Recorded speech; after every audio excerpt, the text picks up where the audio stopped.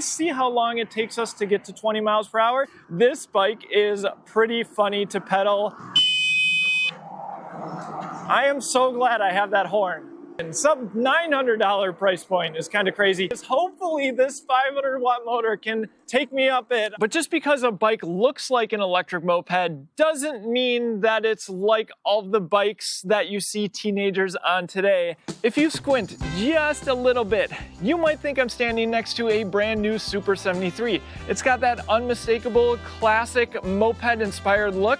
But here's the thing, a Super 73 will cost you more than 3 times as what I have right here. And the craziest part, this bike is packing the same 48 volt battery capacity as a Super 73.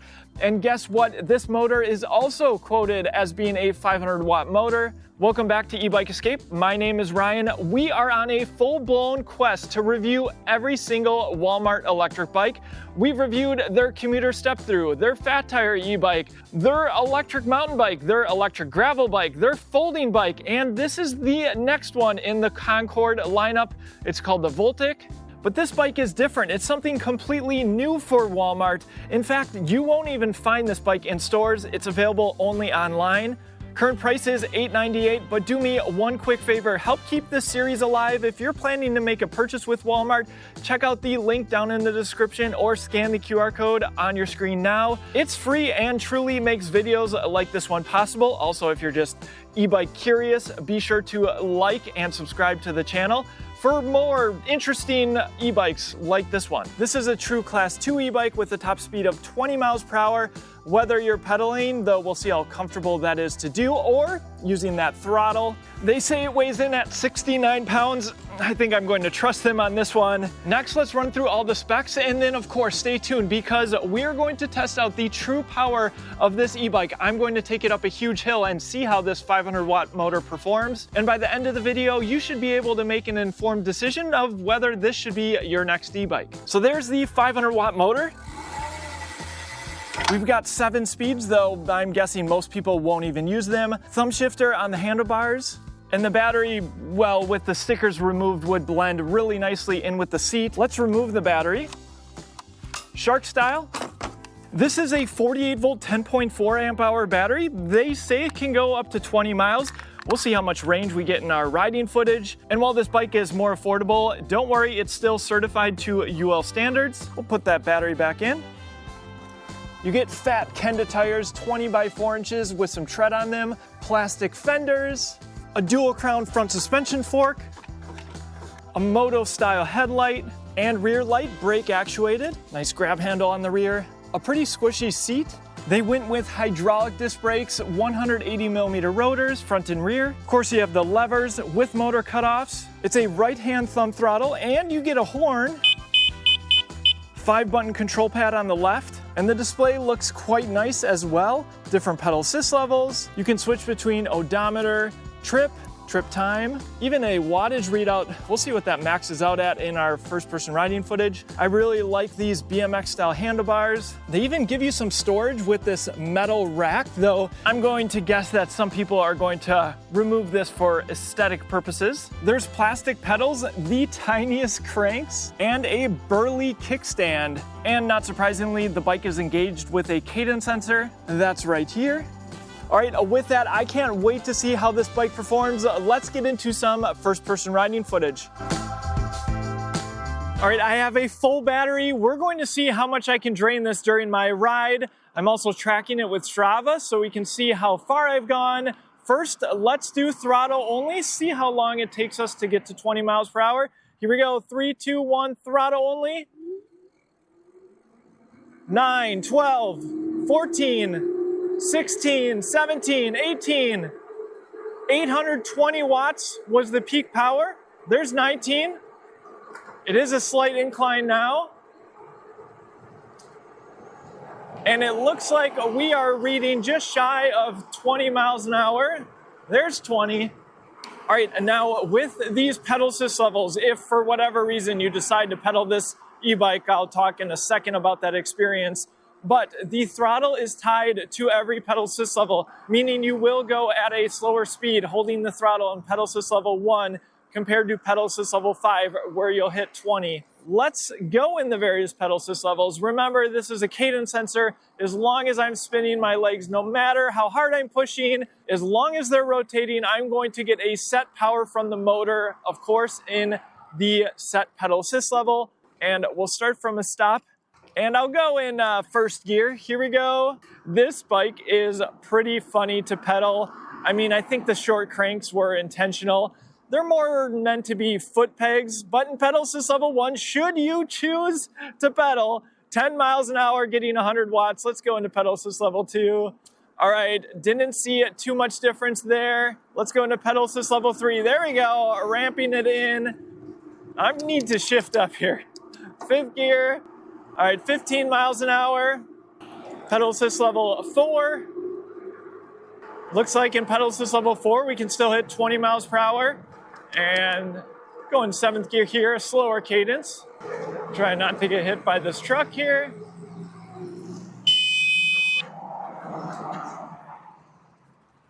I am so glad I have that horn.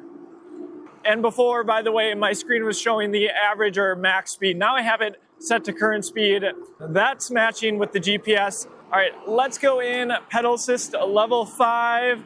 And you do get more watts from the motor, though the top speed is going to be the same. Shifting up all the way to 7th gear, and there's 20 miles an hour. That's how you can get the 820 watts, and this is more of a straightaway, so yes, you can still hit 20 on the throttle alone. It was because I was going slightly uphill before, and I want to show this on camera because pedaling this is hilarious. Of course I can shift up, but the little cranks, it's, you know, as you'd expect from super small cranks, feels like you're, I don't know, like an egg beater or something. Now, with these moped-style e-bikes, you can slightly change your leg extension by scooting back a little bit. And this seat offers some extension. Then my arms are further stretched out. But you're probably not even thinking about pedaling this e-bike anyway. And it is holding me at 20 this entire time, no problem. All right, we are going to test the brakes at this stop sign. Here we go. All right, no problem locking these tires up. They actually feel pretty good. And of course, love to see hydraulic, even at the sub $1,000, sub $900 price point is kind of crazy. All right, with that, we have one more test to do. Let's get to our hill climb. All right, I have been absolutely hammering on this throttle the entire way to this hill. The GoPro makes it look so much smaller than it is. So we'll put the specs of the hill and we will see what the minimum speed is. Hopefully this 500 watt motor can take me up it. I don't really want to have to pedal 9 miles an hour, 8. Let's talk a little bit more about comfort. The seat doesn't offer a ton of padding. Nothing to write home about there. The bike feels playful as any e-bike like this should. I love the BMX style handlebars, and I think the way they designed the frame, even though it's a double crown suspension, you still get a little bit more turning. I feel like it feels a little bit more like you can turn the handlebars sharper, and sometimes that's not the case. 7 miles an hour, we're still going, pulling 750 watts, 6 for a second, and we are just crawling up this hill. And get this, I wasn't even down a bar at the bottom of the hill, and I still have full battery bars right now. So granted, I am a lightweight rider, still pretty impressive to do that hill on throttle alone, and pedaling will only help. You could go in a low gear, and trust me, it makes a pretty big difference. All right, we finally lost a battery bar. Here's another less steep hill, and this bike shooting right up it, and if I pedal a little bit, only going to help. All right, range update, rode 10 miles, I'm down 1 bar. I imagine I'm close to being down 2 bars. So I think their 20-mile estimate is actually pretty good. I think as a lighter weight rider, I could get even more than that, riding mostly at 20 miles per hour using the throttle alone. Strava says 9.86 miles, average speed 16 miles an hour, 546 feet of elevation gain. All right, next, let me unpack this bike. I'll tell you who I think it's for and what I really like about it, and perhaps some of the things that Walmart can change. So first, let's talk about what is this bike and what isn't, because I think that leans into who this bike really is for. Bikes that look like this, that aren't this, have been in the news a ton recently. But just because a bike looks like an electric moped doesn't mean that it's like all the bikes that you see teenagers on today. In fact, I don't think it will surprise anyone that Walmart played it safe here. They're not trying to do anything that's not in what is defined as an electric bike. At least as it stands today, it seems like things are maybe changing. This is a Class 2 e-bike. It has a top speed of 20 miles per hour. There is no way that I'm aware of that you can change the top speed to go past that. In fact, they didn't even make it a Class 3 bike, so you can't even pedal past 20 miles per hour. Some brands will call a bike a Class 3 e-bike but still have a throttle. That's technically not an e-bike. And I actually like that this is a Class 2 e-bike. I get pitched on bikes with two 3,000 watt motors, and those are not electric bikes, at least by the current definitions. And so because this has pedals, it is a Class 2 e-bike. So I think they're setting this bike up for something that parents and maybe young adults can feel better hopping on. I'm not going to talk about any sort of regulation. You need to look up what the rules are where you live because it differs all over. So maybe your son or daughter could ride this. It's just going to depend. But as a parent myself, I feel more comfortable my son or daughter riding something that is legally classified as an electric bike. And at $900, that's a very attractive and approachable price point. And certainly compared to some of the other Walmart models, you can see where they spent a little bit more money. You have a 48 volt battery instead of a 36 volt. You have a 500 watt motor that has more power. You even have hydraulic disc brakes, which offer more stopping power. With a heavy e-bike like this, that's kind of important. So I think Walmart kind of nailed what they're going for. Have a bike that looks similar to a lot of the electric bikes in this category, but come in at a much cheaper price point. Some other things I love, the front headlight, the large display, that was kind of a surprise. It's nice and easy to see. The battery size is also a decent size for that price point. Next, some considerations. For one, it shouldn't be surprising, the front suspension helps just a little bit. You can't expect much on a $900 e-bike.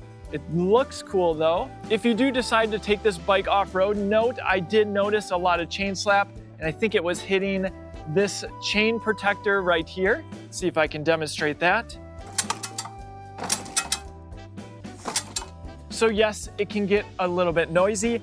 If I was designing a bike like this, I would probably nix the drivetrain. I don't think you need it, especially with these shorter cranks.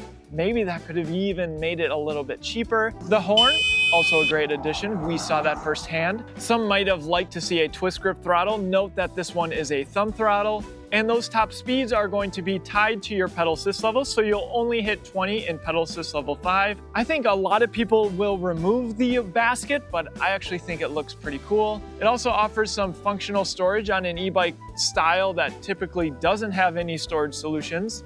Next, the seat, definitely firm, but I don't think any young adults will complain too much about that.